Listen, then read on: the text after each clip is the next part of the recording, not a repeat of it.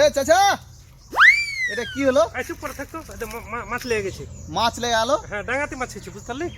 ডাঙ্গা তো তা মাছ হয়। হ্যাঁ, কপাল যখন চলবে হ্যাঁ, তখন ডাঙাতি মাছ হবে। হ্যাঁ, ডাং- কপাল চলছে, দেখাইল এসেছিল তাও মাছ হয়েছে। আর আজ তো মাছ চলে এসছে একটা মোটা সেটা। এই বাবা হ্যাঁ, কোন দিক দাইলো হে? আসছে যেদিক থেকে এসছে। ও এই ডাঙ্গাতি মাছ হচ্ছে নাকি? হ্যাঁ, ডাঙাতি মাছ হয়েছে। তোর দেখ, তোর ধরে দেখি দেখ। দেখি তো তোর বনসি টনসি গালা কেমন কি অবস্থায় আছে। হ্যাঁ, হ্যাঁ,